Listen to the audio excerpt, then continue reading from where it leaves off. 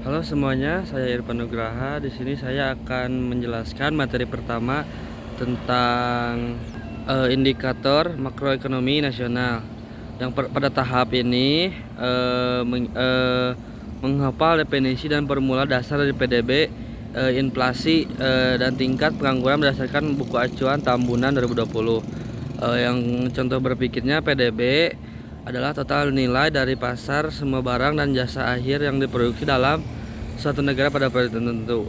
Kemudian ada aktivitasnya menjelaskan mengapa inflasi yang terlalu tinggi dapat menurunkan daya beli masyarakat atau bagaimana pertumbuhan PDB berhubungan dengan ketersediaan lapangan kerja. Kemudian ada contoh berpikirnya, yaitu menyimpulkan bahwa jika angka pengangguran tinggi, maka produktivitas ekonomi nasional (PDB) cenderung tidak optimal. Kemudian yang selanjutnya ada menggunakan rumus pertumbuhan ekonomi untuk menghitung laju pertumbuhan PDB nasional berdasarkan data menta historis atau membaca grafik tren inflasi bulanan. Contohnya yaitu memasukkan angka PDB real tahun 2024 dan 2025 ke dalam formula pertumbuhan ekonomi untuk mendapatkan persentase kenaikannya. Kemudian ada membedah komponen membentuk PDB Indonesia, apakah lebih dominasi oleh konsumsi rumah tangga, investasi, atau pengeluaran pemerintah, dan menganalisis faktor pada pemicu yang lonjakan inflasi pada periode tertentu.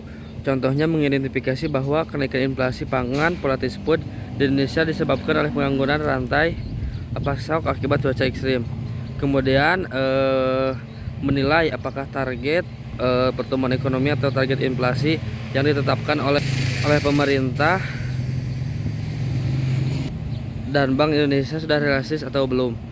Jika dikaitkan dengan kondisi geopolitik global, contohnya itu memberikan argumen apakah kebijakan menaikkan suku bunga acuan sudah tepat dan efektif untuk meredam inflasi dan dalam negeri tanpa mengorbankan pertumbuhan.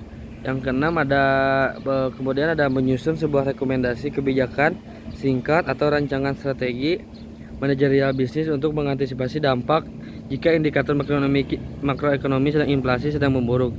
Contohnya merumuskan strategi mitigasi bagi pelaku usaha, misalnya bisnis kuliner, dalam mengatur ulang strategi penetapan harga pokok agar profit di tengah situasi inflasi bahan baku meningkat.